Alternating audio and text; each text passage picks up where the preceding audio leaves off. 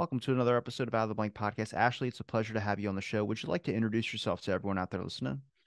Hi, yeah, I'm Ashley Gjovik. I was a senior engineering program manager at Apple for about 7 years. I graduated law school. I'm a lawyer. I'm not a practicing attorney. I work on, advocacy and policy, and mostly just right now, pro se representing myself on my lawsuits against Apple. Can I? They have a lot of resources available. I know. When I looked up and saw your profile and it said like Apple whistleblower, and I saw you had all the law stuff located on there, I was like, dang, you went against Apple. That's like going against, I don't know, Google. Like those are just like monolithic companies in my mind. So I'm curious, how did you enter this whole story with Apple? Like how did this all unfold? Yeah, so I was working in tech for like a decade. I was at Nike first and then Apple. And these companies, they have their problems. like they all seem to have, some similar operational problems and politics and stuff. But it was kind of an honor to get to work at, high up positions at these companies doing such cool stuff that like I'm wearing the Nike shoes, and I'm like working on the supply chain to bring them about.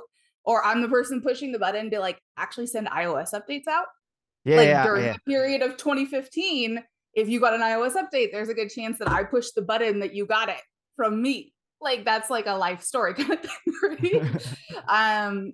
But I didn't love the corporate stuff, and I wanted to do human rights law. So I was in law school. But I was still, doing very, very well at Apple. And then disaster unfolds in 2020 and early 2021. So I had moved into a new apartment complex in 2020, closer to my law school.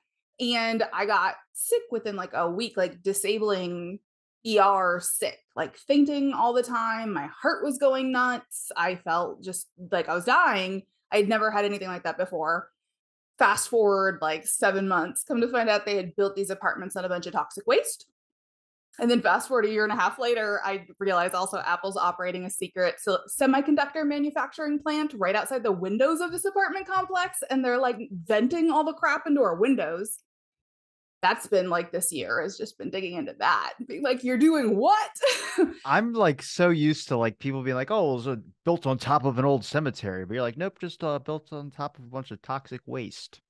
Yeah, yeah, and poorly mitigated. And so California, like if you start talking to California people, are like, not all toxic waste is the same. Some of it is properly mitigated, and they'll get in all the nuance. So my initial reaction is to do that too, because that's how you engage with them. But generally, I would prefer no toxic waste in the Just proximity of my anything home. toxic is not that good. No, I think that's why the word toxic exists. But So to that point, as I learn, oh, I'm actually on all of these chemicals, and I talked to two chemical exposure doctors, and they're like, all of your symptoms are solvent exposure. I had a depressed nervous system, the fainting, the bradycardia, my heart rate like dramatically went much much slower. You could see it on like my Apple Watch data. I had tumors, I had rashes, all this stuff that was up. They like screened me for everything, like MS, fatal arrhythmias, brain tumors, and all this. And they're like, oh, it's actually solvent exposure. So somehow you were. And so I'm like asking a lot of fucking questions because I thought I was dying. And then they're just brushing it off like, oh, you're just on a dumpster. So that's why you're sick. So I learned a lot about the history of Silicon Valley, that in the 60s, 70s, 80s, there was an incredible amount of manufacturing. And semiconductor manufacturing is one of the most dangerous industries in like the history of the world, because of all of the dangerous chemicals that are needed to create silicon or semiconductors. that's what they put in our iPhones, right? Everything, anything that's running that's like compute, anything related to being a computer is going to have some kind of silicon in it. So it's the computer brain. So, very prioritized that this work's important to these companies. That's how they make their money. And in that period in Silicon Valley, it was also basically Defense Valley, they used to call it, because it was mostly defense contractors. So Silicon Valley got its start doing all this work for DoD and military. Um, so there's a lot of pollution though from that time, because they were moving very, very quickly and there weren't a ton of regulations. So whether it was accidental or just literally pouring their chemicals into their backyard because it was cheaper than getting rid of them, there's all of this contamination in the soil and then the water under the ground, across Santa Clara County. It actually has the most of these toxic sites of anywhere in the nation. and has the most Superfund sites, which is the federal program, anywhere in the nation. Like, it's a very toxic area. So first, like, people are normalizing it. They're like, oh, that happens all the time here. And I'm like, what? Yeah. And then I'm like, how? And they're explaining that when these chemicals evaporate from the ground, they can push up into buildings and then you can be exposed to it. So the plan of record for the mitigation is often like put concrete on top and you should be fine as long as it doesn't crack. That's about as smart of an idea as like some dude just pulling out one of those giant fans and just setting it in the middle of the street. Like, this will take care of it. So that's the second mitigation. Damn. Oh, God. So the first one is let's just put concrete on top. And the second one is let's put some fans underneath that concrete to blow all that poison up through some pipes to the roof to kill the birds up top instead of the people inside. And then the third mitigation, I shit you not, is let's pour some salad dressing into that groundwater and see if it neutralizes the acid. Wait. Like balsamic vinaigrette? What are we talking about here? I think it's generally, there's like the canola oils and soybean oils. Okay. They're trying to neutralize the acids mostly. So not Caesar ranch. They're just dumping on the. I would not be surprised for the ones that are not doing it as professionally. Like, there's not, and the companies don't ever want to clean the stuff up. They don't want to take responsibility. International law, there's this concept, polluter pays. That when you are going to damage something, that person who damaged it, that country, that company, you have an obligation to now fix and remedy that harm you caused. And the US tries our own version of that. I would think that if it was like with the DoD and all those in the early days of Silicon Valley that were like with the Defense Department that is funding a lot of these people to make these things, these whatever the processors are, that they would probably have the tightest legal stuff possible to where there is no loophole to even get through that. I feel like you'd be shouting at a brick wall, basically. Correct. And that was one of my first things that I brought up is I'm like, if DoD did it and DoD has the biggest budget of anyone on the entire planet, why can't DoD just clean up their crap? And they're like, we can't sue DoD because they're also the same government as us. So unless like the president made them, so to that point, like they won't do anything. So you're relying on these private companies and you're saying, hey, polluter pays, and everywhere else people clean up their mess. And they're like, no. It's a little ironic that you're going to human rights law and then you get set in that situation. You know, at this point, so much crazy stuff, and we're only gonna tip the iceberg in this conversation. Like, I can go on for like 20 hours of all the crazy stuff that's happened the last 2 years. But I don't know. At this point, I feel like the universe was just kind of setting me up. But they're like, your version of human rights you're working on is just people getting poisoned by toxic waste and spied upon. Like, those are your two. Before we get to like the spying on, like when you were getting sick at your apartment, did you go around and ask any other individuals at your apartment that like, or anybody in the area if they were getting sick too, or if they knew anything about this, or was this strictly like the doctors talked about the solvent thing and you immediately started looking into the area? I mean, this all served up for what happened with Apple too, is the property manager and developer is the wealthiest property developer in the country. It's Irvine Company. And so when I started talking to like lawyers and agencies, they're like, oh, be careful with Irvine. They're highly litigious and they're scary and they don't like bad PR. So I was encouraged to not reach out to neighbors because Irvine might just like sue me for defamation or something to get me to go away. So instead, I wrote a expose of what happened to me and what I discovered about the site. SF Bayview, a wonderful San Francisco independent newspaper, published it. And I had a number of other victims quickly reach out who had other mysterious symptoms like me. Women apparently get sicker from this exposure for a number of reasons, our hormones and endocrine systems, and we have more body fat and all this. So there were several women who were very sick like I was. So we bring that to the government. The government's not helping at all. Like, they're like, we don't, unless you can prove all these chemicals down there and you can show them coming into your apartment and show them getting into you and have doctors sign off that that's exactly what caused it. And then maybe we ask Irvine if they can test. So I'm learning that like these companies generally don't do much cleanup. They're pretty much immune from liability, even if people get sick. And it's really difficult to prove when you're sick. So I tried to hire someone to like test the air to show it was in my air. Come to find it didn't match what was in the ground, but this year it matched what's in Apple's secret semiconductor factory. So now I was like, oh, look, it was what they're venting out of their exhaust. But that was really expensive. And it was really expensive to like, educate myself with this and connect with people and all the time I'm spending. And I'm realizing that like there's a reason why they usually do this around people who don't have a lot of income, because they have no way to have a fighting chance at all to even prove what's happening to them. They'll beat you out in legal fees. It's impossible. So all of this is happening, and I'm getting like the enlightenment of this is a thing, and it's so frustrating and it's so harmful. And a lot of this is just like seems like basic due diligence that it could have been taken care of way up front to prevent such harm later. And then I get an email in my Apple email account to me and the management team where I work, saying Apple wanted to test for vapor intrusion at our office. And that's all they said. And they'd never told us that our office was a super fun site, one of those federally overseen cleanup sites, because it was so toxic. And they didn't explain what vapor intrusion was.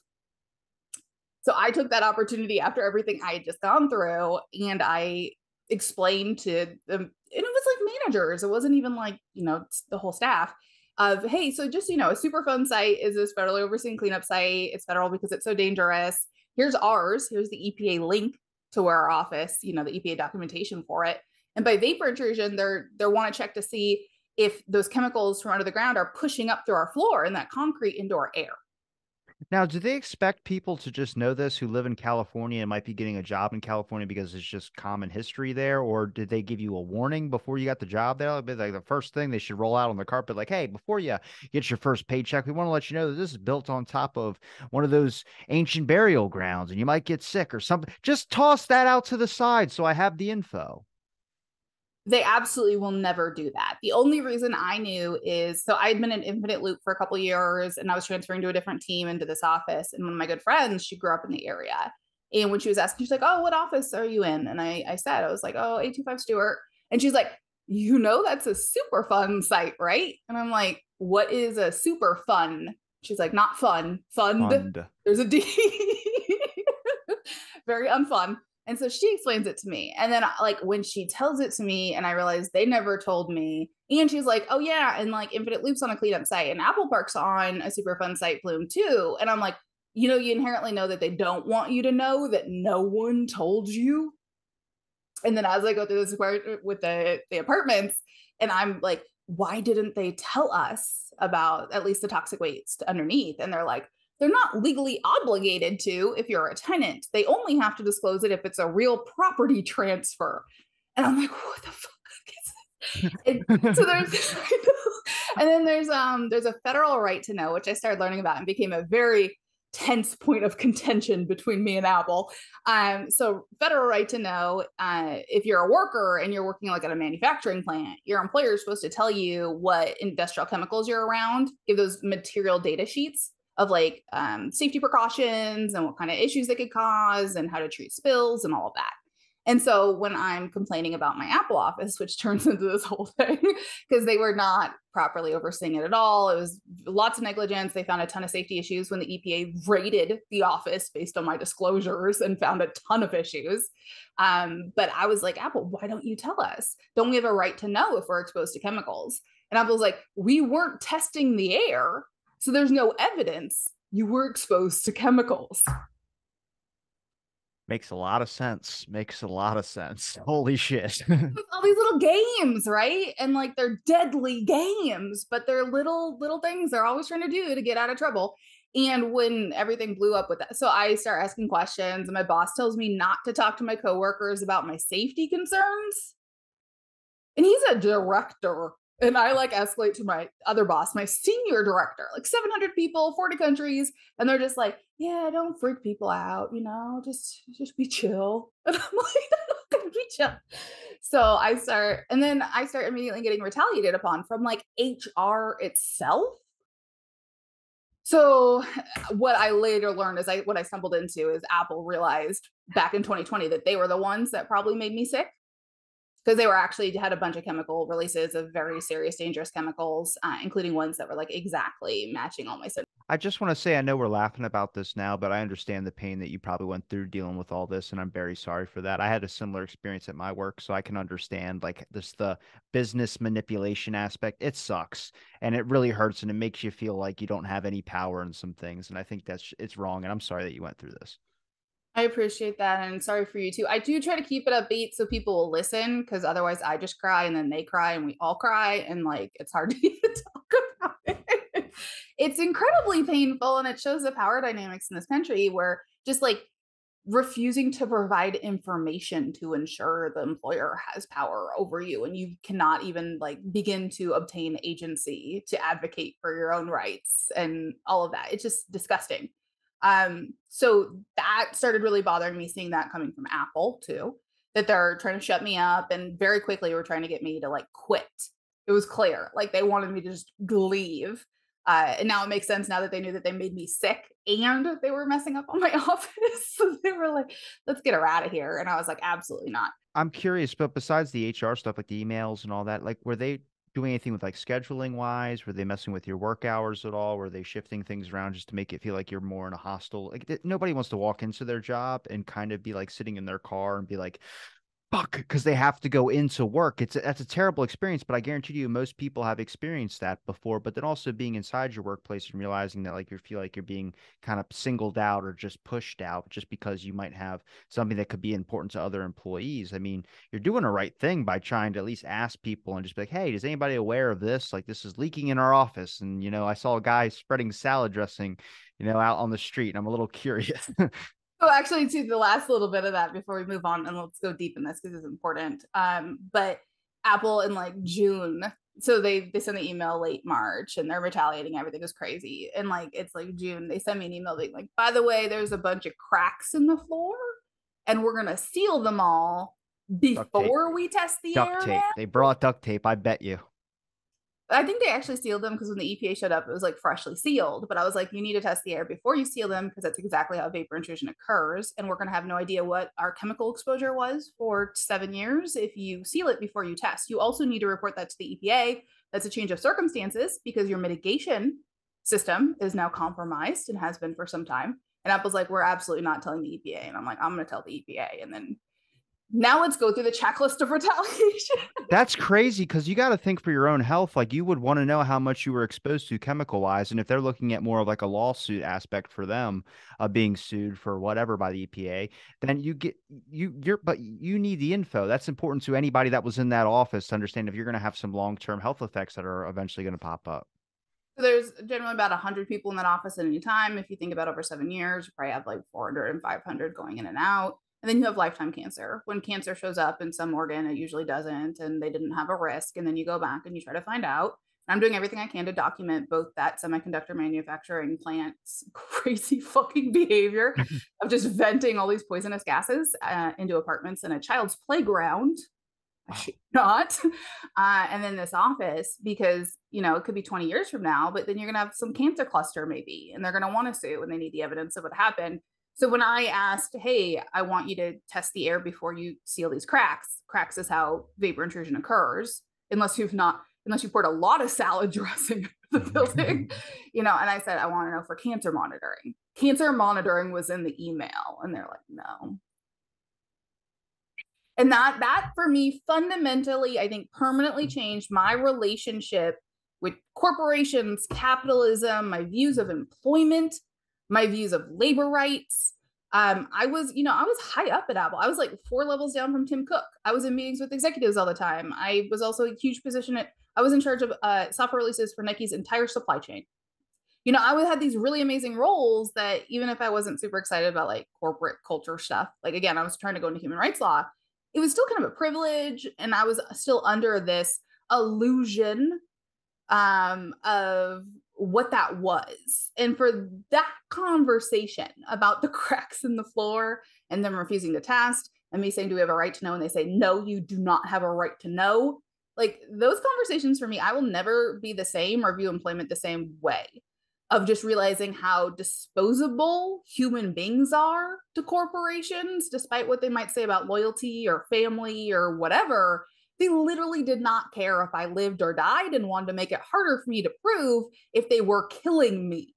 Yeah, especially if something of this magnitude, especially when you're going to board meetings and things of the sort, and you kind of feel like you're part of the group there, like, oh, I'm high up and I'm with everybody. And then you get an email that sounds like, wait a minute, I should be angry at you. You shouldn't be angry at me. But they turn the tables on you. It's like every time I've ever been in a court case, not for like illegal reasons, but like I sued John Hopkins in one. And like when I'm in there, I was like, I got the document back and I looked at it and I was like, did I win? Because I don't feel like I won. They're like, you won. I was like, okay. Because like that's how they do it though. They immediately make even the victim sometimes feel like they're the one that broke a crime or did something. I'm just like, I don't understand what's happening. It's a power play. And that's what they were doing when they emailed you and told you you don't need to know. It's like, don't get angry at me, man. I think I do have the right to know. Well, and then they're going through the checklist. So there's wonderful writing out there. So I recently published a piece about whistleblower retaliation, and I suggest everyone like go read that, but also read all the footnotes, all those studies I said in those footnotes. There's incredible research. Jacqueline Garrick, who is a DoD whistleblower, also published this whistleblower retaliation checklist where she like quantitatively discusses how frequent certain types of retaliation are. Like you have a 90% chance of most of these things happening to you and describes them with the correct terminology. So as I raise the concerns, they tell me to stop talking to my coworkers. That's immediately them starting to try to ostracize and alienate me. They don't want me, talking to other people, getting support from other people. They want me to feel like I'll get in trouble if I talk to my coworkers. I get that as feedback as like a warning, so then they start leaning into me raising concerns as me being disruptive, irrational, that kind of stuff, right? So, and then that's immediately gaslighting me too. So the gaslighting where I have a very valid concern and they're treating me like it's not a valid concern. And in fact, I'm causing problems, even though I know, I have a valid concern about the cracks in the floor with the cancer chemicals coming up Yeah. from them. But the more they do that, and then I get upset and I look like kind of maybe my coworkers see me getting stressed out with them and then they're like, Ashley's just crazy, like she's just so crazy about those cracks in the floor. Then I get upset about that, and then it becomes more of like you have conflict about the exchanges, which is easier for them to now blame on you having bad communication or cooperation or whatever. So that's usually like how it starts bubbling up when you're first raising these concerns. All up to a performance review, and then they do the performance review and said, I think, this is some errors we need to check. They're loading everything up for three things: for a bad performance review, for an investigation into you for something, and firing you. And for their defense if you sue them, right? So from that very beginning, they're trying to discredit you. They're trying to make sure that no one else is supporting your side of things because they don't want witnesses who could say that, like, well, yeah, we saw it and we agreed with her and they were doing all this crazy stuff. So they want to like get everyone away from you. They also want to turn your coworkers against you because that's how they create their like false investigations, is they need someone to complain about you so then they can investigate you for whatever. you know so they start like finding ways to cause division. I mean, this is the same stuff they do with union busting too. They always find ways to like get everyone just like at each other's throats and fighting each other instead of organizing against the company. So they're going to try to do some of that kind of stuff or create situations where you might step into a trap that they use against you. An example for like Apple, one thing I saw them doing, and I heard that they were doing with a lot of employees, is okay, you raise some concern, you're retaliated against, you're complaining about the retaliation. They suggest you take like medical leave for the retaliation. And like when they said that to me, I'm like, there's no medical condition of you being a dick. Like, what is this? Right. So, but they were doing this frequently. And not only does it gaslight that it's somehow your problem, like you should seek psychiatric treatment for whatever it is you're talking about. But I heard from multiple people that if they do it without an actual justification, they're then accused of fraud, that they're requesting a medical leave for a non-medical reason. And then it turns back on them. And I saw a similar thing with ADA accommodations. So I assume Apple has like a whole menu they'll choose from that to, again, like they're trying to get you into some trap where they pressure you that you're now in trouble. And they're trying to get you to quit is like the number one priority, because if you quit, it's so much harder to prove later that you quit because they were being unimaginable bastards. Like, if they fire you, it's very clear of, oh, they fired me. But like if I quit because any reasonable person would have just walked away at that moment, that's much harder to prove in court. So they want you to just walk away. What when it comes to the age range that's in your office, like some of your employees, are they around your age? Are they a little bit younger? I'm just curious if how many people have a built up like career and a family or something, where to the point where they're going to be less likely to speak out because they don't want to lose their job, and then they might be coerced into writing something because a certain CEO sends a letter saying, "Hey, I need you to say this person had a bad interaction with," and then we can put this in their file.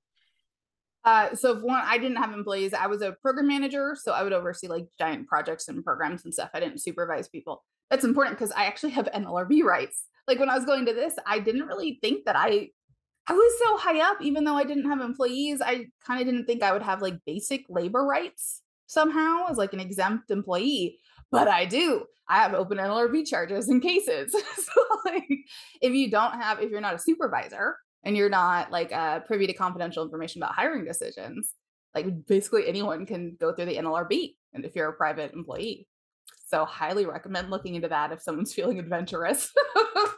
So yeah, there was a lot of different age range. I'd say like generally these tech companies, um, you're gonna have families, you're gonna have, younger people are gonna be starting out, they're gonna have kids, they're gonna have a new mortgage. Older folks are thinking about college for their kids or their own retirement. And there's kind of an implicit blacklisting. If you are fired from one of these companies, you're going to apply to another one. Someone's going to ask, why'd you leave your last company? And if it comes out of like, oh, Apple fired me, like Apple doesn't have to go send an email to the HR saying, don't hire that person. Just that answer alone is very effective in making sure you don't get another job. So there's a lot of stuff at play like that where everyone's just kind of like walking on eggshells of not wanting to upset. Because not only do you not want to get fired or in trouble, you are often really wanting like bonuses and stock vestings and stuff for the retirement, for paying off the college stuff, for all of this. And Silicon Valley is an incredibly expensive place to live. The average rent, I think, now is up to like 3,500 a month. That's close to around here. So it's around 2 grand here a month for like a 1 bedroom. It's crazy. You can't find an apartment for like 2 grand in Santa Clara County. Like, That's so tight knit together, though, Silicon Valley is. So if you kind of fuck up with one of those companies, you're done at basically anything. And if that's all your resources and that's all your expertise and education is, you're really screwed. You have to, yeah, your move. 10-month left of your lease or your mortgage or your kids are in the schools there and all. So for me, I was fired. I had to finish law school so I couldn't leave. So I had a year left of paying my 3,400 a month rent with zero income. And there went my life savings in like a year. And like we all know that that's kind of how that would play out, right? So everyone generally keeps very quiet. And even if you don't agree with stuff, like kind of pick your battles and know when you're upsetting people enough that you're just like, I'm not going to push this. For me, it was a toxic waste. Like Apple, there was a lot of bad culture of discrimination and bullying and harassment and retaliation since like day one. I tolerated a bunch of it for a number of random justifications that some of them I'm more like hard on myself later. Like, you should just left. They were terrible. But for me, like the line was, okay, so these chemicals are carcinogens. TCE is a carcinogen. You're exposing us to stuff that literally causes cancer and disease. You're not telling us. You're trying to cover it up. And it's me and it's my coworkers. Like for me, that was just no option to not push on it. But that's kind of the curse of whistleblowing is what I found talking to other whistleblowers in that situation. And the worst retaliation, I think, comes from the people who are at a company, actively employed, in good standing, and then decide to blow the whistle on something systemic, severe, take it external, talk to a reporter, talk to a government agency, and then like all hell is unleashed. Um, Did you seek out whistleblower groups immediately, like after you left Apple and after all this is going on, or did you wait till you filed? Like, did the court case come first, like trying to actually file and trying to get procedures moving forward in that aspect? So it was enlightening back in 2020 when I was trying to get help about that apartment that there are very few groups that would actually help on that topic. And kind of finding that a lot of NGOs, well, all NGOs are dependent on funding. So a majority of them have funding from big corporations, and there's certain things they don't ruffle feathers about. And one of them, come to find out, is toxic waste. Like, so just kind of realizing this was the chemical exposure, disparate impact, these cleanup sites, emissions from factories, all this stuff is a very tense topic with big corporations. And most won't go anywhere near it, nor will journalists, which is why I published my own expose, because I couldn't get anyone to write about it. And they all kind of admitted like it'll just make people upset, people being the corporations. So as I was going through this stuff with Apple, I already kind of knew I was going to be on my own, that I wasn't going to have a ton of support by the topic. And then realizing that a lot of reporters are very scared of Apple. And Apple has a long history of intimidating reporters and publishers and stuff. I shouldn't be laughing about that one either. Like that's another one, like go read about it and you'll cry of how they've bullied in court and with publishing to ensure they're always kind of the winner and everything. So I was dealing with like a lot of shenanigans from the press at the beginning too. One of the ways that I was retaliated upon early on was the HR lady opened a non-consensual sexism investigation into my boss on my behalf. When I was like, can you talk to my boss about labor laws? He told me not to talk about safety. Like, I'm not an expert, but I'm pretty sure he can't say that. And she's like, how about instead? Well, he said something like sexist alongside it, of course. And she's like, I'm going to go investigate the sexism thing instead. And I was like, no, they're just going to retaliate. Like, absolutely do not do that. That will end my career at Apple. And she's like, I'm doing it. And she like doxed me to another director who had like sexually harassed me a couple years prior.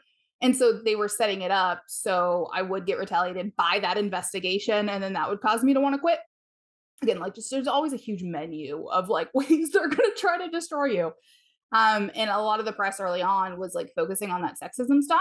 And I realized later that it was a lot of like the access journalism, and it seems like they were probably doing it for Apple. So the story wasn't about the toxic waste or the spying or the paramilitaries or the, you know, the other stuff I was complaining about. And it was just kind of focused on that. So hopefully it would like burn out quickly, I assume was the intent. But I don't burn out. That's a good thing. Yeah. Do you the independent media and anybody else just that one paper that published your expose, or was there anybody that was willing to pick up the story? I mean, did even Apple even make a statement about it? Even if it, I mean, I saw that you put on your website that they had a tweet about an allegation. You had tweeted it, but I saw you also live tweet things as well too about the things that you were at least trying to expose, like, or at least the harassment that they were doing to you, which, I mean, I think everyone knows that harassment happens from these companies, but it seems like we don't have a lot of information or stories to be able to look up and find a whole lot. I've looked up some and I've seen a couple here and there, but from what I've heard from different experiences, I think there's a lot more than what's being said. Agreed. And also just how it plays out. So, okay, the way things They're unfold, listening to me right now and I use an iPhone. Fuck. um, we should get into that too. Put that on the agenda. Okay. So I did get pretty good press coverage in 2021. Like New York Times, Financial Times, Bloomberg, all kinds of big papers. But it was generally kind of focused more on the sexism stuff and employment complaints. Very few would talk about the toxic waste stuff. Financial Times did on like September 2nd, and apparently Apple got very mad. Very bad. So it was kind of a mess, and then it was kind of joined with some unionizing efforts that were going on, which is great, and some other employee activism. But it like I think because it sounded weird to have a section separate about toxic waste, and they're all too afraid to do one just on toxic waste, it just kind of got like lost. And I really quickly realized I did not like depending on the press to bring stuff out because there's so much access journalism with Apple specifically. I think Apple, Google, Tesla, Amazon are probably the worst actors in this field, where they come to find out, make sure that all papers have like just one, like Apple will have the Apple reporter, and that's the only person that does the Apple reporting, including like gadget reviews and going to events and PR, is also the person supposed to be writing about like labor issues, which is problematic. Because they need access to the PR department. They need access to the events. They're not going to upset the company. So as I started seeing that and seeing some of the ways that like the framing of my story that I was not happy about, and kind of just the reporter's response, I had started just kind of tweeting as stuff was happening. And I ended up just going along with that of like, I still kind of live tweet every day the new stuff I'm finding. And I shared a ton of internal documents, and I was very honest about the stuff I've been complaining about and what Apple's responses was.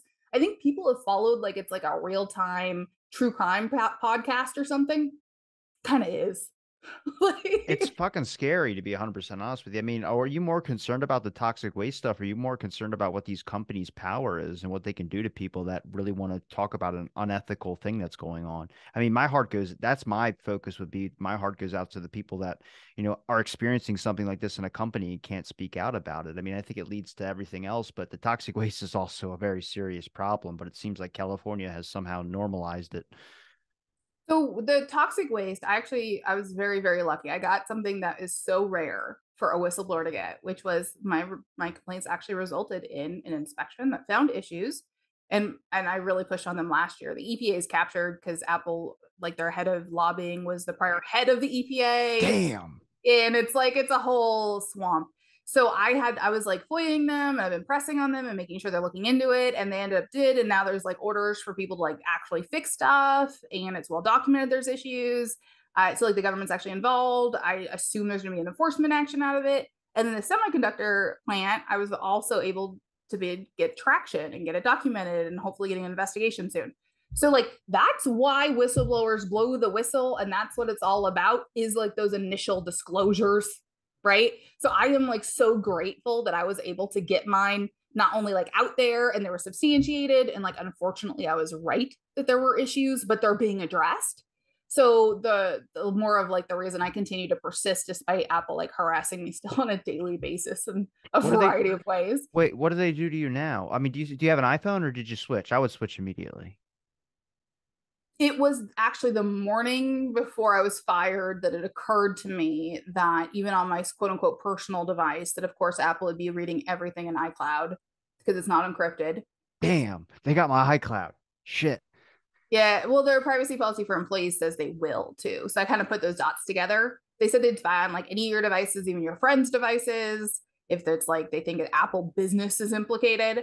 So I realized like one, my work device with that MDM profile on it is definitely just like a bug. Like they're probably like watching through the camera and listening to the mic. And so I like turn it off and wrap it in tinfoil kind of thing, put it in the closet. I'm sure they didn't like it that when I figured that out. And then the personal one, I'm like realizing that like I had been talking to lawyers and government agencies with my iCloud email. I had all my events on my iCloud calendar. I had all of my documents in iCloud Drive, all of my contacts. Like they without much effort knew exactly what I was doing at any moment and who I was talking to. Did you notice anybody drop off and like start to kind of put the lines together where you're like, wait a minute, this person I just talked to is now pulling out of this? So there was definitely a whole menu of that. So okay, I realized if they were spying on me that way, they also sent me like a bugged listening device from my desk, which is a whole other topic. And they put something in my attic, and they were doing all kinds of weird. How So the when I fuck did come, they get in your house?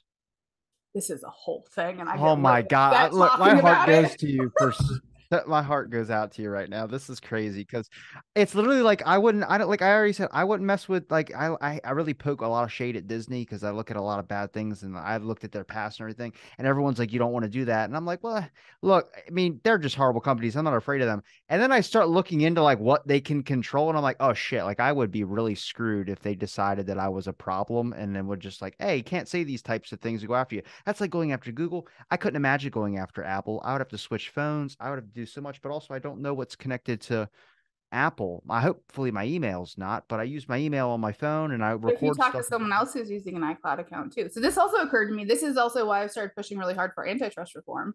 Is Apple and Google are in incredible situations if they want to spy on their employees or anyone talking about them, because they basically own the two platforms for email, the operating system, everything. And then you look at the carriers too, like AT&T, T-Mobile can see everything too. So it's like there's a handful where like there's no escaping them, whatever you do. I think I get the email that I got sent a while back. There's a guy who was on Joe Rogan. His name is Robert Epstein, I think his name is. He talked about Google, and I had sent him from my Gmail account like an invite to the podcast, and he sent me this. I mean, it was a very brutal email. But he was like, "How dare you send it from a Gmail account?" And I was like, "I didn't even think about it, bro. I swear to God, I would have sent it from Yahoo if I would have known." But he told me to get like this encrypted email thing. Mail. I did everything the same. Someone sends me something from an iCloud and I'm like, what is wrong with you? Get a Proton Mail right now. Yeah, see, that's the thing is like a lot of people, I guess I never send anything really private over my emails that would be anything, I mean, that I wouldn't talk about on a podcast or something. But then I also don't know how far they can go through my email to be able to get other messages or other things that could just be off my computer. You know what I mean? I mean, if a company like one of these ones we're talking about wants to go after you, one, they have all of your data that's on their servers, whether it's from your devices or your friends' devices. Mind you, also, these devices gather stuff without us knowing all the time, too. The GPS data, where their phones are next to each other.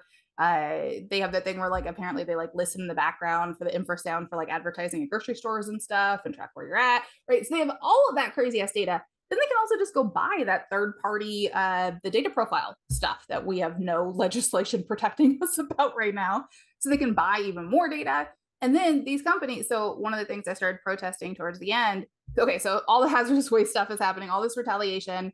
They suspend me and tell me I can't talk to my, like, any of the coworkers, and I can't go to I was going to the office the next day to take pictures of the cracks in the floor before they fixed them. And then they removed me from the workplace and all workplace interactions.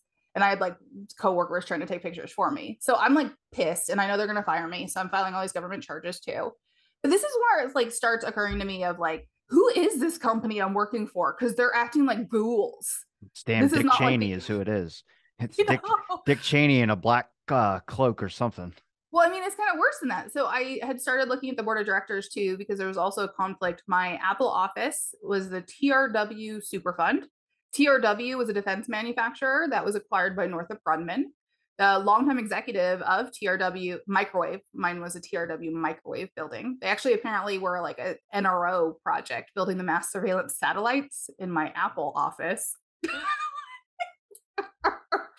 Like, I've been just unearthing the most crazy stuff through all the FOIA requests in the history. But the longtime executive of TRW and then CEO of Northrop Grumman, so definitely was in that office, knew about that office, knew that office was a super fund, knew that office was vacant for like a decade before Apple suddenly moved in. His name is Ronald Sugar. He is on the board of directors of Apple. He is the chair of the Finance and Audit Committee since 2010.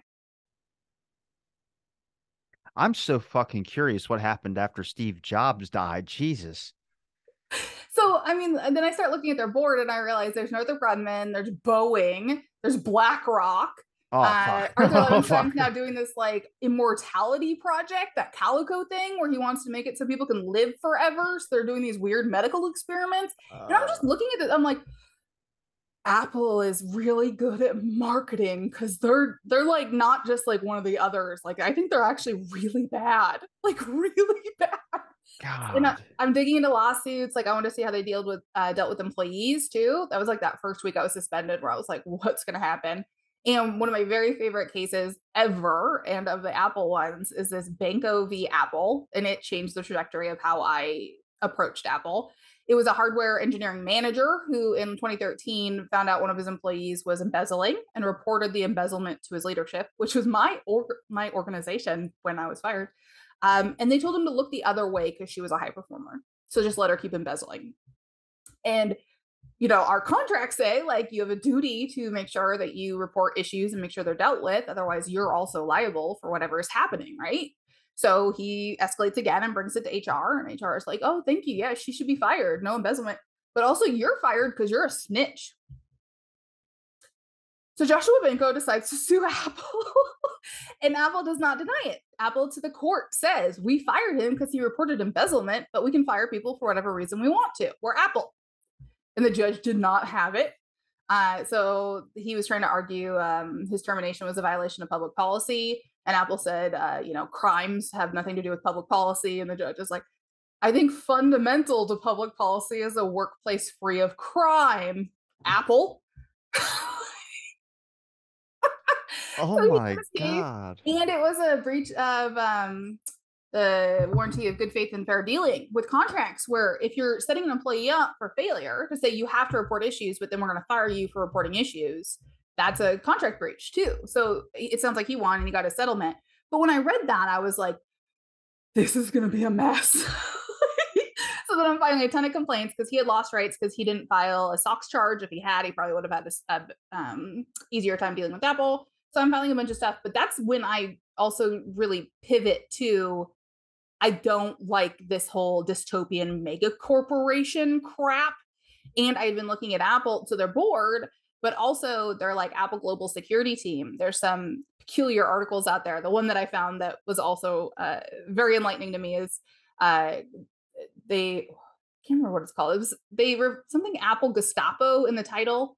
They used to call themselves the Worldwide Loyalty Team.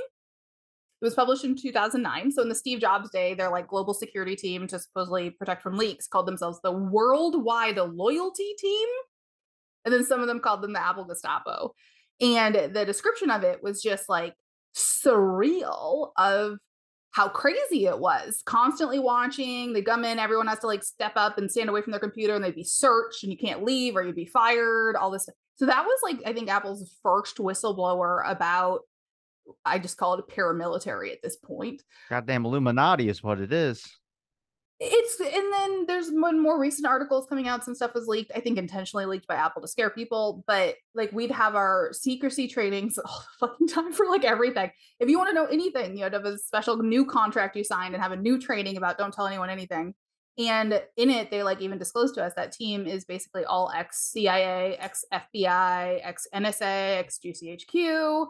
And they'll like kind of laugh about it, but you're like, and there's definitely like some special forces types too, based on like the body types that were like going around watching stuff.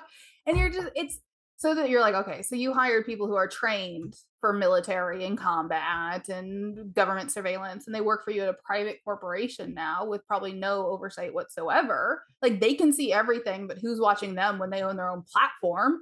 And that's a dispute they have with the FBI when the FBI needs information and they can't get it themselves. They're like, Apple, tell us this thing. And Apple's like, no. So like who's watching Apple spying on everyone else? So that's when I have a moment where I'm like, oh no. And I was so dumb before. I had, I have iCloud on and I had Siri, but I also had like cameras in my home to watch my dog. So I had these Eve cameras. So when I was at home, I could see the dog. But then I have cameras in my home watching me through iCloud. So that occurs to me that they're just watching me at home through my iCloud cameras. And the Siri home pods I had everywhere. I loved it. It was so convenient. And I'd use it for like, doing all kinds of personal like events and doing turning lights on and all this. But I realized that that's just like wiretaps in every room if they want it to be. Does that now, do they have a relationship with like Amazon and other big monolithic companies like that to where they can access other things if they could just, I'm sure they probably have some type of agreement where they could just be like, hey, real quick, we have a problem with this guy or this girl and we just want to look into their cameras. You mind if we just borrow your Amazon Alexa recording just to be able to hear what's going on in the background? I'm with you, Robbie. My brain went there too. And like, I think so there's no proof of it, but why wouldn't they? Because they're all going to want help spying on their own employees. And the when I make that allegation, the piece of evidence that I cite to substantiate that I think it's a valid allegation that should be looked into, DOJ sued Apple and a number of other tech companies in 2013 for a salary fixing and anti-poaching conspiracy that a bunch of these tech companies had an off-books agreement that they wouldn't poach each other's employees to ensure the employees don't get more pay so they can have low salaries so there's not competition, because if they can't move to another one to get a higher salary then they're just stuck with their low salary at their current tech company. So DOJ sued them, they settled, it was like over $400 million, and then there's civil suits about it too. So like if they're already in cahoots about how to abuse their employees, it seems like a given that their global security teams would also be in cahoots on this. And I would be shocked if they weren't. Well, that would be evidence of a pre-existing relationship between them. Of like conspiring for unlawful conduct, So that also has kind of fundamentally changed my life, especially since I decided there's all these decision points along the way with this stuff for whistleblower. I mean, a lot of whistleblowers, no one ever thinks really that you're a whistleblower when you just see something that's wrong and you're like telling someone you think would look into it and fix the wrong thing. And then somehow like you find yourself as a whistleblower because people just get upset and retaliate against you. And then you have to decide, how far am I going to push it? Where is this going to go? That journey is challenging. But like through that, you have those checkpoints of how far am I going to push this? When am I going to give up? And a lot of that reckoning, I think, does have to go with resources and family and obligations. And for me, I guess I was in a position where like I'm single. I don't have a family I have to worry about. I had just like gotten out of debt and had like life savings for like a year, but it was enough that I could survive to finish law school and try to fight them and do it. So I'm doing that, but it's like, you know, we're running on fumes now, trying to figure out what's going on. So like everyone, you have these reckoning processes. How far am I going to push this? What am I going to push on? Pick your battles. Because I knew if I just sued Apple over the sexism stuff, actually, I probably would get press and support. And people were trying to make me a pundit. I didn't realize exactly that's what they were trying to do earlier on. They were like trying to get me to like have talking points about stuff that they wanted to publish anyways. And I'm like, no, what is this? You know? So there's like easier paths. But for me, I'm like, I need to make sure the hazardous waste is addressed. And I really want to push on the dystopian mega corporation with the overbroad NDAs, which I already won my first case on, that like we need to be able to actually talk about what's going on, and they can't scare us that like we can't talk about anything. That's illegal, even in the US. And then these crazy paramilitaries and all this like the security intelligence people that they're employing. What are they even doing? And then their surveillance because they have so much access to everything with no accountability. And then the intimidation tactics. So like the breaking into my apartment, you know, to do that, and the listening device they put in one of the things for my desk, that when they sent my stuff back, they sent in a box of broken glass shards. Most everything was broken, but they sent a statue back that had something put inside of it I didn't find for like 6 months later. Did they break your door to get into your apartment and go up into your, so they put the bug in your attic? So you'll love this. So I'm scared, so I know for this you. this all I realized the attic thing. I had heard two men in my attic in the fall of 2021. And it was like right above me. And I had a funny feeling, but I was like, you know, complaining to so many people about so many things. I'm like, I'm not going to start this fight with my landlord. This is a brand new landlord. I'm just going to keep this one normal for a second. But it like bothered me. And as I was moving out last year, I brought it up with them. And I was like, so there's two guys in my attic last fall because now, you know, they tried to break in again and they did all this stuff. I'm wondering if it was Apple. Do you guys have any record of like you guys being in the attic? And they told me, they're like, each attic is only accessed from each unit. If anyone was in your attic, they would have had to gone up through your unit. And they clearly were not in my apartment with me. So I poke my head up and I look around, and the units are just like separated with very thin plywood. And like the root cause problem to all of this, and I threw a fit when I moved in, is the locks on my door were digital only. So I done a video tour. Brought to you by Apple. Oh, fuck. It was. Oh so my God. Not officially, but it's all Apple executives and ex-Apple employees. So it like basically looks like I wrote an article about this because I was so upset. This is why people live in the woods. This is why people live in the woods. I'm like, did they just let them in? Did they hack in? Either way, but there were vacant units around mine. So they must have either hacked in or got let into one of the vacant units, gone up, moved the plywood, did whatever they're doing, and then left. And whatever they installed, there was like cords and cables and stuff up there. The landlord's like, that was not us. And then talking to people, they're like, well, if they're hiring ex-FBI, they probably just intercepted your internet directly from the attic and put some surveillance stuff up there like the FBI would. And so like when you brought it up, and I immediately like kind of went into the fetal position, is like, this is something that bothers me on so many levels beyond my own personal trauma, that like to the point of they must have thought they'd never get caught. They must have thought if they were caught, the cops would not do anything about it. They must think that the FBI would never look into them for this kind of stuff. You know, just a whole list of the feeling of impunity for them to do something like that. It's one thing is that when you have the FBI agents and you have like just it, I don't know how long that relationship's been going. I mean, I look back at like I was a while studying bioweapons on my podcast, talking to historians and everything. And there's a thing called the Vigo Ordnance Plant. And one of the things who bought this old bioweapons plant was Pfizer. And I've never heard that name before the pandemic. And I was like, what the hell is this? And I looked into it, and they've had a relationship for a very, very, very long time, like bioweapons and all this type of stuff. And I was like, Okay, so not even go down that conspiratorial rabbit hole, but I go, well, how many relationships do the government have with tech companies and things of other sorts that are very impactful into our lives? And you can look at Google, you can look at a bunch of stuff, and they use it for minor stuff, but it always escalates. So if they look at you and how big your case is, and they go, well, how much of this person is going to be a problem? Should we just give them a payout and then not have to worry about this later down the road? Or can we just push this away? And I think at this point, your case is really, really strong, but it's about getting your voice heard in a sense as well too. I mean, how many people are going to want to interfere with a company like Apple, Google, and other things? And I don't know to what extent even how deeper the story really goes, but Well, I think the at this problem point I and the wouldn't be reason they doing kept escalating is like, I think what they did is criminal to start. 100%. Both the cover up at the office, but especially with that semiconductor manufacturing plant and then covering that up and then all of that. So I think because we had one short conversation about a settlement before before they suspended me. And it was like they would pay me what I would have got if I just stayed for like a year and a half anyways. It was like 600 grand and I wouldn't sign an NDA. And they said, that's fine. But then I was like, I don't want to sign a litigation waiver either. If you think you're remedying my harm, I wouldn't have standing to sue again. So I don't want to sign a waiver. And they were like, no. And now I realize it's because anyway, I'm going to get cancer from all of their carcinogens. But like, then it never really came up again formally. And I think it's because they must have realized that if they admit any culpability of what they've done, it's going to probably catch them if and when there is a criminal case against them for some. You're about to have a bunch of people stepping forward. You know, they did a really good job of shutting people up though. Like people are even telling me, they're like, oh, it's very clear what happens when you report complaints now, what they did to you. So the message has been received of like, really chilling, which is another reason why I pushed so hard on the NDAs. So in October of 2021, I filed complaints to the NLRB with basically Apple's entire employment agreements and their employee policies and confidentiality policies, and the policy that says they'll spy on us 24/7 if they want to.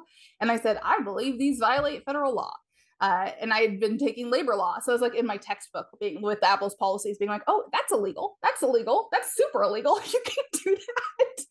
And I had filed it, and they tried really hard to suppress that story too in October. It was so frustrating. But I finally got my decision on January 30th this year, where NLRB agreed with me that it does violate labor laws. So Apple's going to have to rewrite their NDAs and employment policies now, nationally, at least. Maybe they have to do internationally too, depending. But I'm very proud of that one. Now, does that affect any other issues where they could point back to something and be like, this is a violation, but they're like, well, actually, we updated it, so there's not a violation there anymore. So the NLRB has a catch for that from what I've seen, because otherwise employers would just always do that. So even if they try to fix it, they still have to like make repairs for what they did prior. So it might, and like these cases don't end with you have money. Two-colored eyes? Yeah. That's so fucking cool. Thank you. I'm sorry, I just noticed that. I was You're like, the holy first person to notice over video. Good eye. Yeah. What was I saying? We're talking about the NDA. So like with these policy charges, they don't end with money unless you settle. And I was like, from the beginning, I'm like, I'm not settling these. You're fixing your NDAs. They suck. Because like Apple's NDAs say that anything that's not made public by Apple is confidential and proprietary, which they even told us included things like where we work, what our job is, what we had for lunch. Like, it's just so stupid. So they prided themselves on being the most secretive company in the world. And it came like, my mind realized as I was going through this reckoning process, it's to cover up all their malfeasance. Like, that's not just some quirky tech thing for them. Like, they're always up to so much crap. And so they don't want anyone talking, like putting the pieces together. Because like, as I've been researching and putting the pieces together, that's where I'm like, oh, let me tell you about Ronald Sugar. Let me tell you about their semiconductor plant. Let me tell you, because the more you dig, the more you see. So they're trying to shut everyone up and make it so people are too afraid to report stuff to the government. They had told me they prefer that employees do not report potential violations of the law directly to the government. They said, report to us and we'll deal with it. And I was like, no. So like I ratted them out to the EPA. They didn't like that. I had talked to coworkers about my concerns about just workplace stuff. They're like, don't do that. I'm like, that's illegal. They're doing the government tactic, CYA. Well, I think Ronald Sugar has probably had a lot of influence on the board. Like looking at him, he's a character and he's on a lot of boards. He's been on the Chevron board since 2005. So he's also, I assume, Stephen Donziger's story with Chevron, the lawyer who sued him in South America, and then Chevron sued him and got him like incarcerated. Ooh, I didn't hear about that. Oh, you should look up Stephen Donziger. Poor Stephen. He finally got like his ankle bracelet off. He's just a human rights lawyer who went after Chevron and they destroyed him. He's still fighting though. but like that's also Ron Sugar, who's the lead director on that board. So working in the DoD, especially like CIA and NRO work for 20, 30 years, there was a shift in the way that Apple handled some of their secrecy processes when he joined the board. It actually, I don't know how familiar you are with the inner workings of that stuff, but the BIBE control system, have you heard of that? Mm-mm. It's like for especially NRO, they were using the system of disclosures where like every little thing needs its own disclosure and you'll be disclosed on a sub thing, but not the overall thing. And people working together wouldn't even know what the other people are working on because it was so secret. This is like when they're building those mass surveillance satellites, but no one knows they're mass surveillance satellites yet. Just a toaster. That's what it is. I know. So like that's what Apple ended up doing, where we'd have all these disclosure processes. They go out of their way to make sure that we didn't know what each other are working on. And they started doing all these like military like trainings. And I think merging it with like the Steve Jobs era worldwide loyalty team has just turned into this sick culture of secrecy and not sharing information and not talking to each other. So that really bothered me. And that's why I went really hard after these NDAs and was absolutely not willing to take a settlement. So to like get a resolution on those cases, they're going to have to fix their policies. They probably will have to issue an apology for their prior ones. They will have to admit that they violated federal law and send notices to employees. Depending on how egregious it is, sometimes like the CEO has to read it out loud during like a live meeting, that kind of stuff. So I very much look forward to that. You know, and I've kind of given up on the break-in stuff and surveillance and spying. They did the whole digital harassment campaign thing too, with all these like clearly fake Twitter accounts, but they were, you know, clearly on farms and had scripts and knew way too much about me and were for like year and a half now. It's very exhausting. But Apple is in such a position with the FBI. FBI does like they kind of admit I have a case, but won't ever call me back or help about anything. But I think the FBI really can't upset Apple because the FBI needs Apple to get access to stuff and be trained. Like, there's actually an article from a couple of years ago from the San Francisco regional office of the FBI where they just say that they love Apple because Apple trains their cops. And like the whole thing is the FBI fawning over Apple. So like that was very demoralizing for me to realize that like they're doing some of that the break-ins and the bugging and stuff that like no one's gonna help. Yeah. That's so fucking scary. So I moved to New York away from California as soon as I graduated law school. I want to be really far away because they basically own Silicon Valley. They own that whole county. Damn, you couldn't have picked a place with like, I don't know, a better apartment listing or something like that. That's like expensive as shit over there too. In New York. Oh, not New York City. Okay. I'm in upstate, and everyone's like, that's not New York. And I'm like, what is it then? They're like, not New York. And I would have built a house in the woods somewhere, but like $20 rent. That's all it is, or something. Good God. That's the direction I'm going. I'm curious, like when it comes to, I mean, just overall institutional regret, or I mean, just Apple regret. I mean, do you look at everything differently now? I wouldn't be able to look at cops or just how connected everything is. And I know it's not that maybe cops in a different location, but I just kind of look at like, I have no clue. I mean, most users have an iPhone. Most users go to Apple. I mean, that makes me trust. I mean, I don't trust Verizon at this point now. I know it's a carrier, but just, No, it's a carrier. You should not trust. They have access to all the data, and they're like the original monopolies. Like they were all Pacific Bell, and they have that huge connection to the FBI that goes back decades. Like, don't trust it. So here's my biggest fundamental change in myself, and also like a policy point I picked up that I do a lot of advocacy around is we need to get rid of all this spyware we surround ourselves with for no good reason. Like people ask me like, oh, what app do you use for your calendar now? And I'm like, a paper day planner.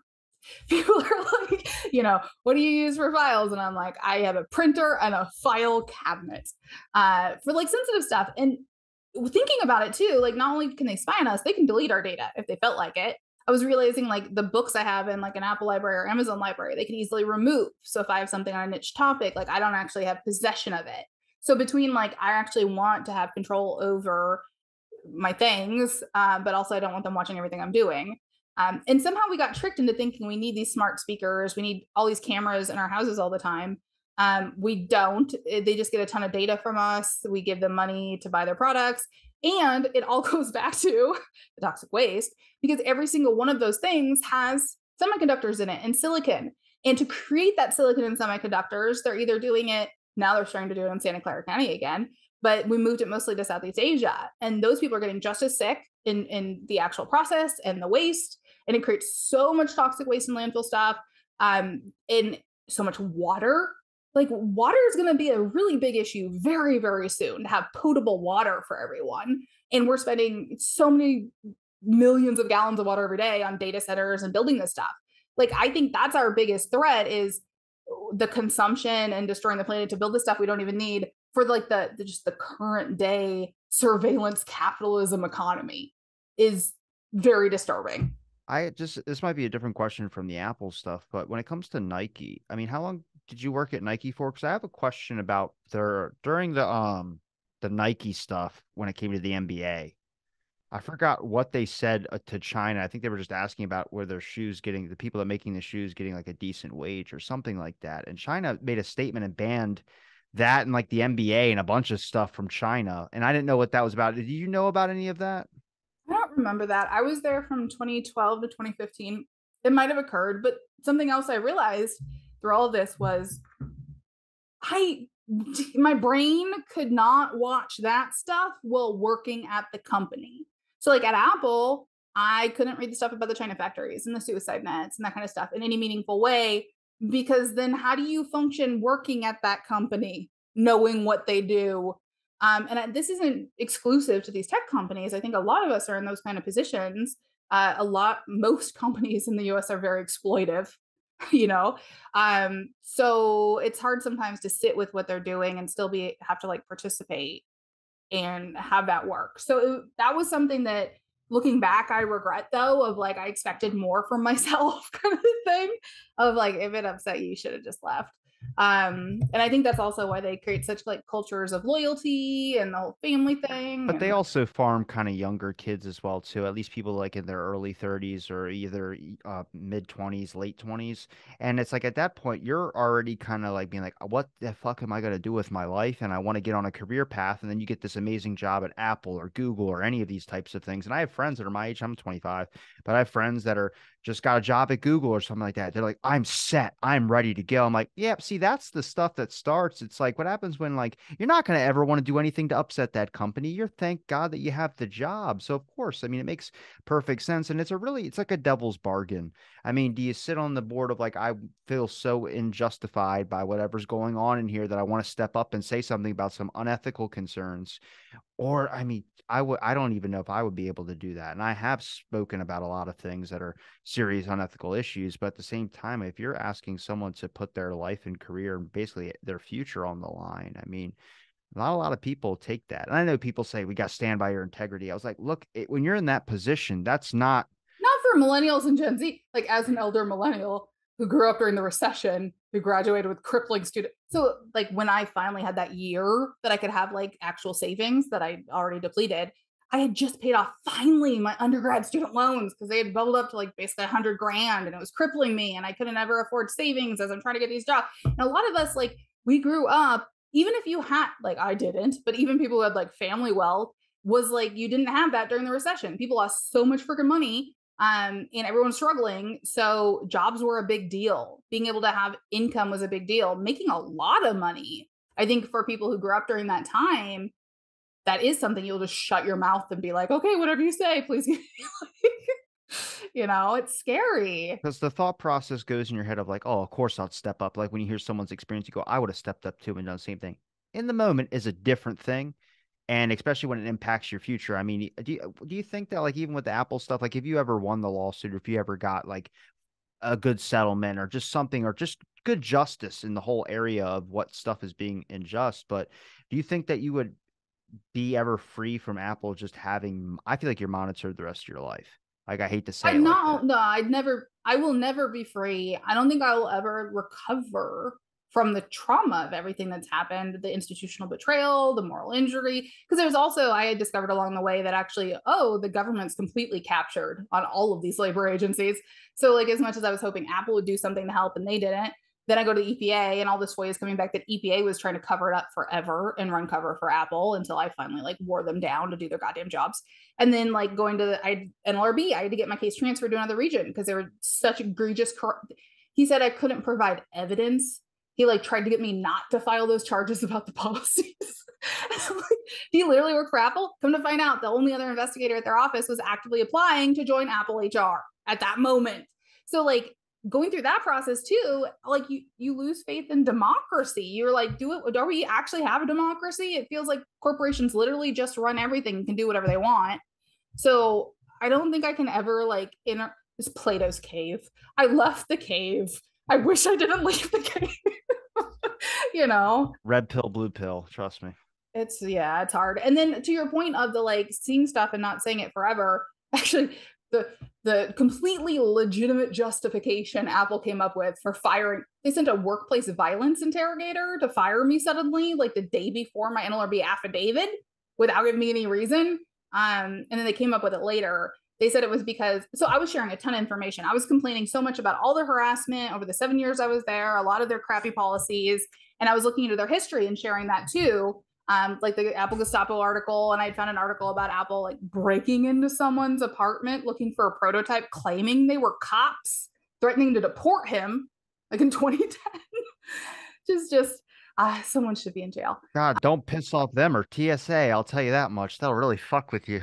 I know. So 2 of the things I decided to complain about, they cherry picked as supposedly the reason they fired me. One of them, I was complaining in August while I was suspended, weeks before I was fired, but after I'd filed government charges, they had sent me repeated emails asking to scan my ears and ear canals. And so this was something that I decided to pick up because Apple does this weird stuff with their employees for like user testing, QA, but also these medical experiments and stuff for like maybe future product or whatever, that are weird. Like they did one for menstruation. They wanted to track their female employees' menstruation, including what the fuck are we talking about? I know. Telerama just did an incredible article a couple months ago about this in my story.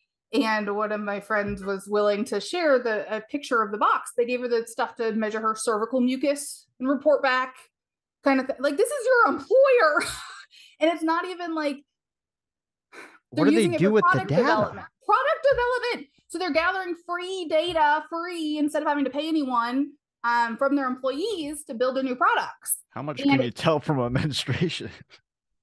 Well, they're building menstruation algorithms. Oh my God. They need data for it and they don't want to pay for it. And something that bothered me for a while, because like they'd constantly emailing me about like, can you come work out and we want to put sensors on you while you're on a treadmill or swimming or whatever. And I'm like, no. And this ear thing had come up a couple years prior because I have my ears for whatever reason, like AirPods just like fall out. I have like it falls out of my left one. Yeah. So I had like told them, oh, hey, like it just falls out if there's, you are rewarded for participating in these. In fact, even my review would talk about how they also had me living on like, they wanted R&D employees on one device for personal and work.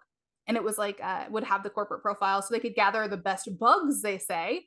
So like when you run the logging, it can gather so much logging because it's not a customer device. It can go all the places, gather all the logging that you never do on a customer device, saying they need that information to troubleshoot the bugs. So they want us doing everything on our devices like a customer would, so they can get all that information. And they say that like smiling, like, Lynn, we're family and it's loyalty. And you're like, what? Damn it. This is where these conspiracies of Bill Gates come from. I fucking get it now. The whole genetic shit is just fucking, that's so. It's another branch of it. It starts with, if you go very basic with the software development, either you could pay for more QA people and more testing to do that stuff, or you just pressure your employees to do it outside their normal job. And in doing so, you're violating their privacy, not probably for the point of violating their privacy, but because it's a cheaper, easier way to troubleshoot stuff and get that data. My biggest issue, even with that, is when we have those configuration profiles on our phone, that gives that worldwide loyalty team access to every single thing on that phone. So no matter what I was saying I was participating in for whatever reason, they can go in and they can gather anything on there at any time. Keystroke recorders to the data and the files on it, whatever. So they have access to everything. And then I get more concerned when it was like, I declined the menstruation study. I did accept, and I regretted it later, this sleep study. So they bought Beddit and they had these sensors that we'd put on our beds to sleep on, and they would gather, like they'd see all the data. And then, but like I felt weird midway because I realized like my employer knows how I'm sleeping and when I'm sleeping and how well I slept the night before. Just seems like information they don't need to have. Oh, I feel as soon as someone says, "Do you take Apple Pay?" I'm gonna lose my shit. I swear. After this podcast, this is ridiculous. I'm Well, telling and you. then I went back and I looked. So as I was like gathering some data, trying to decide, they're gonna fire me, but I do want to expose some stuff because I want reform. And Apple is so secretive. So few people know what goes on inside Apple, right? And so of course they're doing this crazy stuff because no one is like willing to talk and share what they're doing to try to get help to get them to stop. I went back and looked at sleep study. It also asks you to register your co-sleepers. Like what? Your dog, your husband, whatever? Whoever you're fucking, they want your like boyfriends, your one night stands. They want them all registered to sign NDAs and to gather their data. What the fuck, And I man? was like, this is so bad. So the ears, I had said back then, they were like, oh, we could scan your ear canals, so we have that data. And I was like, actually, no, indefinitely. In email, I put indefinitely because I was like, I'm not passing that line. And they, when I was suspended, had sent me 3 emails, like one every week, saying, Ashley, we'd really love to scan your ear canals. Can we scan your ear canals? And I decided to tweet it. I redacted the like team name and stuff, but like it doesn't seem secret. Like they've been doing that. It was public information prior. They said they fired. That was one of the reasons they fired me, was telling people that they were asking to scan my ears and my ear canals, that was a secret. Look, most people keep a secret recipe, but Jesus, measuring ears. The bigger one, which I think is going to be, I mean, you could have me back to talk about this when this unfolds, hopefully in like a year or so. But they pointed to this. So I shared an app that I was tricked to get put on my phone in 2017. Literally, I was invited to like a social event thing. It sounded like half work, but it said social, and you don't really turn down anything because then they ask whatever, like you just show your loyalty. So I'm like, okay. And I show up and it's like armed guards and a huge compound with like barbed wire fence. I'm like, what is this? It's like out on a really hot sunny day. And they were testing the new iPhone with a brand new Face ID. They hadn't really left the lab, so they were trying to do it outside with sun. And so they set up this like armed compound thing to do it because they were still protecting the prototypes. But they tricked us to get in there to like do these tests for them in the sun so they can get data for Face ID. So like you're sitting there like sweating with sunglasses on, and you can't leave until you go through this whole list of stuff they want you to do, like smile or say these things or laugh or tilt your head this way. And like it was really messed up. And then I can't get the app off my phone after 2017. They'd sent an email like a month prior saying, oh, we have this app and it's called Gobbler, and we want any picture of your face it's good data and it's installed on your phone. And I was like, no, I don't know what this is, but I want no part of that.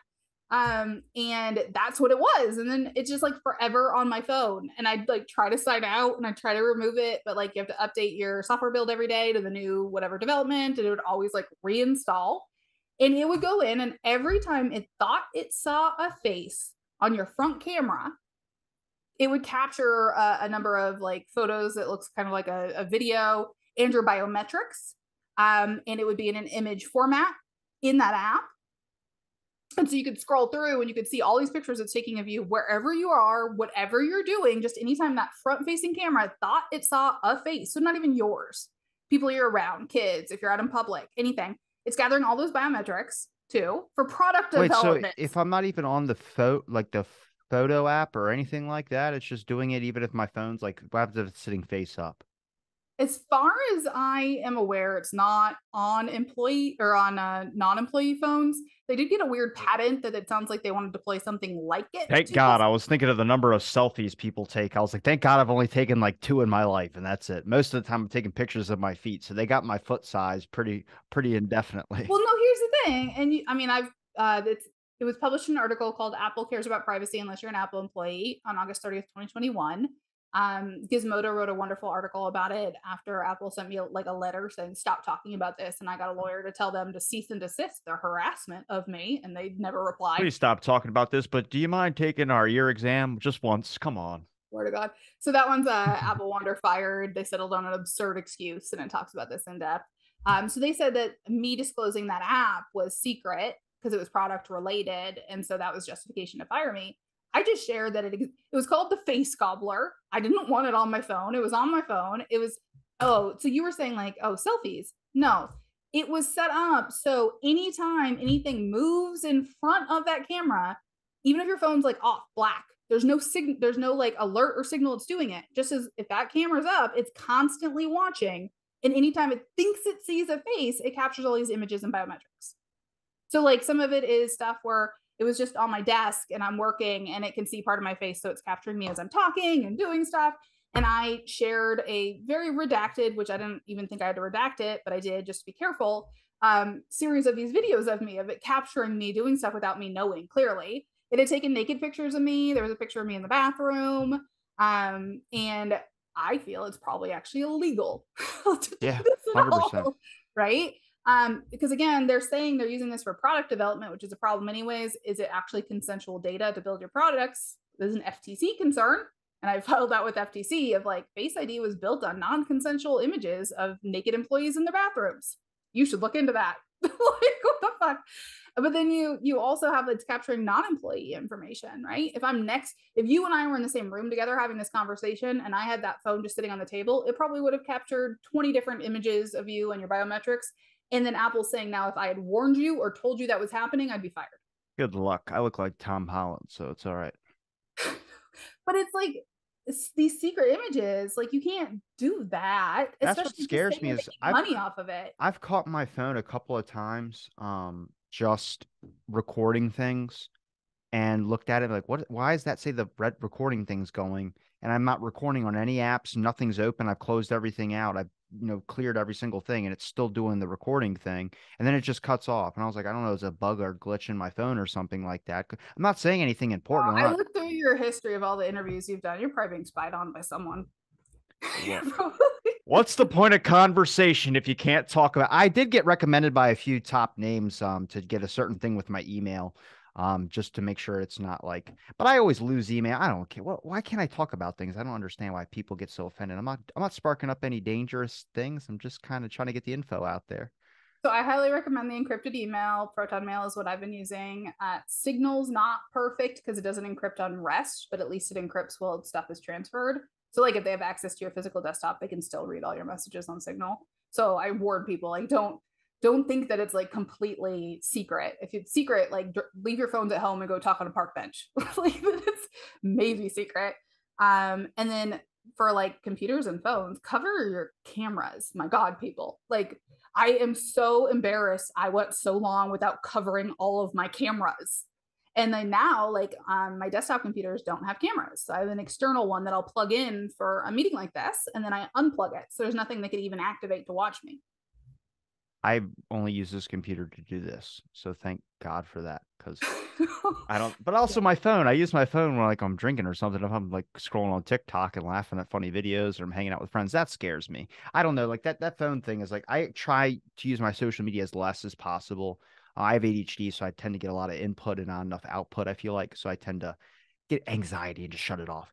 But I'm now going to think about even using the phone for anything. I actually took my card off of all my, and it sucks because with Apple, you have to have your thing on there. You have to have your card on there on your account. And I'm like, well, why can't I remove it? Like, we need a card on file. I'm like, for what? I don't make any purchases. So that scares me because I know they're probably the ones that get hacked the most just because it's a top priority phone.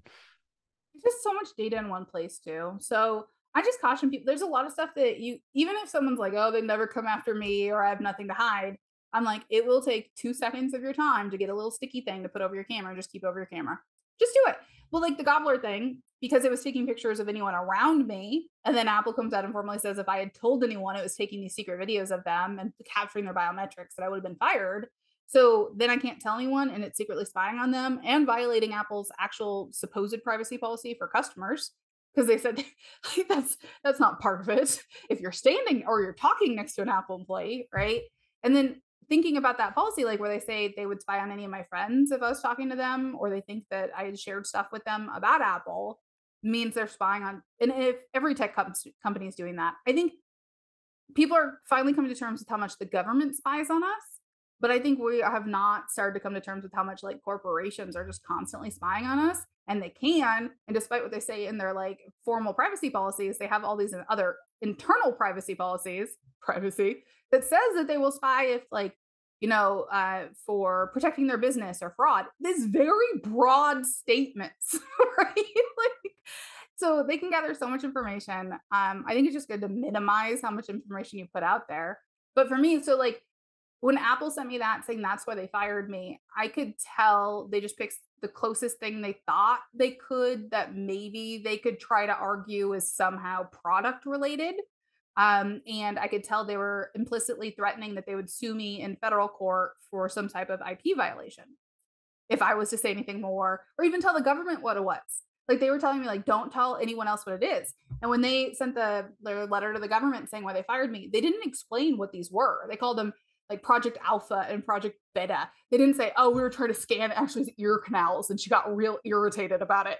Like they didn't say that. But because they sent me that letter, it's implying if I was to tell the government exactly what they were saying and to show them the examples, I could get in more trouble. Maybe they sue me. And I decided that if they're going to sue me over that, let's go to court. let's hash it out because I don't think they're going to win. And I think it's going to turn out very poorly for them. So I leaned into it and I filed a bunch of complaints about what they're doing with that and what they're doing with some of their other surveillance to, California government, US governments, and some international governments. Germany, I think, is still investigating. They gave it to Bavaria, where Apple has a very large Face ID lab. And even Apple's own documentation for that gobbler says it's illegal in France and Germany and do not use it there. But it sounds like they are. So we'll see what happens with that. Man, I'm sharing the anxiety with you. I could tell you that much. I feel a lot of stress. I feel for you. Seriously. I mean, one takeaway, huge takeaway, besides just everything, don't use your phone ever if it's an Apple product or just any product in general, is you've been through a lot and I appreciate what you've done. Just so far, I know like obviously you're still fighting in court and everything, but just personally, I mean, coming from someone that, understands how much that is to go through as a person or individual to understand all that. It's just that's very difficult. And thank you for stepping up as well too. I think that's a big service for a lot of people, and I'm sure a lot of people are going to get the same message from that. I'm sorry you had to go through all that as well too. I wish it was a lot easier for you, and what you are going through. But hopefully, people listening to this be able to check your content out as well too when it comes to all the links that you do have, your website, see all the stuff that you have filed, and at least so everybody can see the record that you do lay out on your website. I publish so much of this stuff. So however much time you want to dedicate, you guys, like go in and dig. Follow my true crime Twitter posts. You can see it unfold. Yeah. If you want to rattle off your links so people can be able to, if they're listening, be able to search it up real quick. And also I'll link it in the description for people to be able to click and send me your Twitter, everything. I got to follow you because I'm curious in my own. Like literally as I get like new FOIA docs released, I will just live tweet them as I get them. And people seem really like into just watching how it unfolds. It gets crazier by the minute. The big discovery this week was that the EPA FOIA manager, who had been holding back a ton of documents and being really difficult, is married to a partner at the law firm defending Apple on one of my retaliation cases. Damn, it's like a cult. They all got legs and they keep moving. So yeah, I'm at Ashley Gjovik on Twitter, ASHLEYGJOVIK. My website's ashleygjovik.com, same spelling, all one word. And then there's link trees on all of that to go to other spots. That Ashley Gjovik website has a lot of information on the cases, press coverage, my filings. So there's something for everyone because it's such a disaster.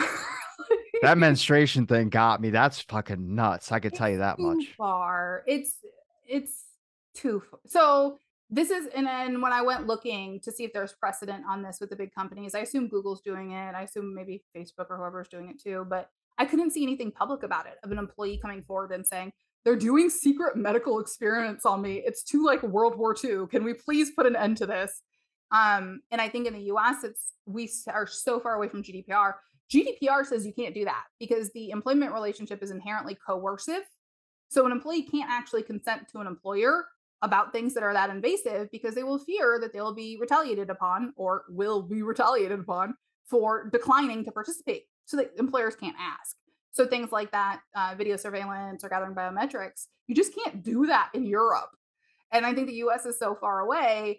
I'm like this. I saw myself as a sacrificial lamb of exposing all this and saying, do we really think this is okay, or do we want to move forward more like what Europe is doing and other countries and federations, to say like we need to start having better boundaries in these employment relationships where the employer can't say, I want to track your menstruation, and you're afraid you're not going to get your annual bonus if you don't share your cervical mucus levels with your employer. Is that a Southern accent? I'm from rural Oregon, so it's basically the same. I thought you were putting on an accent. I'm sorry. I immediately just switched into something. I was like, okay. I'm just very upset. Yeah.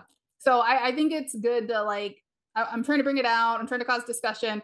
Like, go find one of the articles about this. Go have a talk with people. Go on your like I'm next. about to start tweeting it to my friends. I'll tell you that much. Yeah, and I think we need to start examining it and questioning what things we have normalized and have decided we think are okay, and kind of hold it up to the light of day. Because like if I had just told you maybe about the ear thing, you're like, that's weird, but whatever.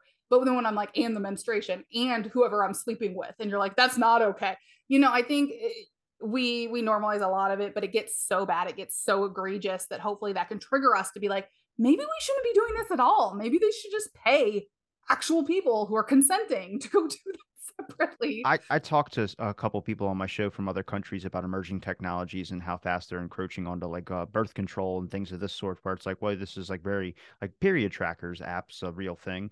But she's like, yeah, once it starts going, you just see that the ideas keep popping out and it becomes more normalized and more normalized and more normalized. And what normally you would need a consenting form for from a doctor every time you even use the app. They don't tell you that if they take out your name, they can put you in a survey of a percentage population of this. So they use your data, the stuff that they tell you about, but they just take your name off. They use your age, they use your weight, they use every single thing about like a period tracker app, and then put it in a giant survey, and that's how they get their numbers. And I'm like, yeah, that's a breach of privacy, even if they take your name off the thing. Well, and when they say like they'll anonymize it, you're like, what does that actually mean? Because most of the time it's really easy to like re-identify it.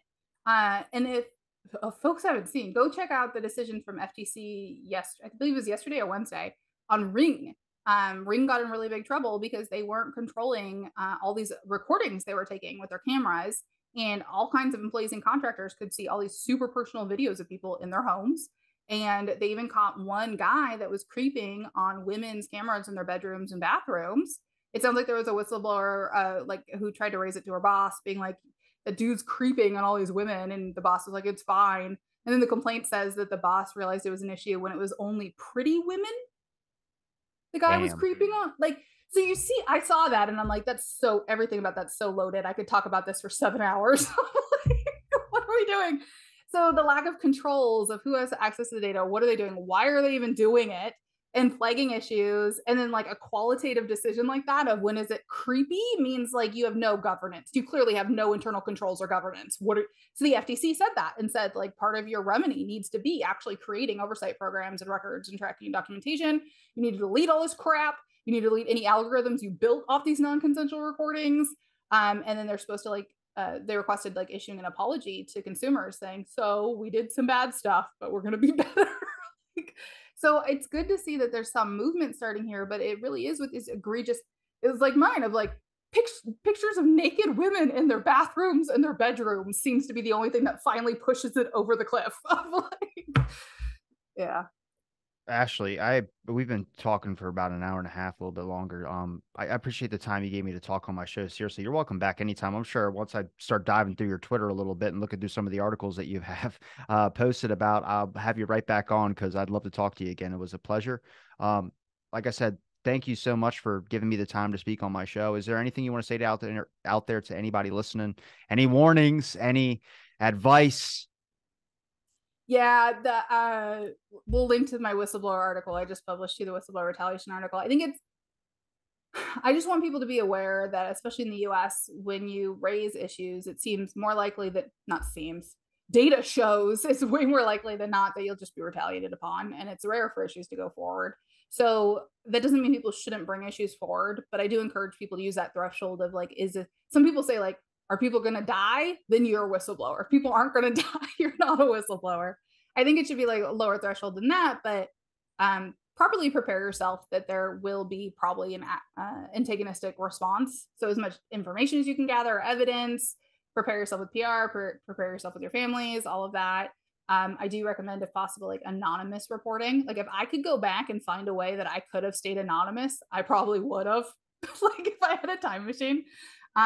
So at the same time, though, like the more people are willing to reveal what's going on in some of these mysterious companies, I think is so needed right now, because we really don't know what they're up to. So I hope to see more people coming forward. I hope that we can get some whistleblower reforms. I've been whistleblowing on the whistleblower retaliation I faced. So I encourage others, if they are willing and dealing with that, to do the same, so people have a better idea of how terrible it is and that we need actual reform. Like it should be criminal to break into your whistleblower's house to install surveillance equipment. Common sense. Common sense. Yeah. Yeah. So Um, I'm gonna link all your links in the description. Like I said, it's been a pleasure talking with you. Thanks everybody for listening to this episode of Out of the Blank Podcast.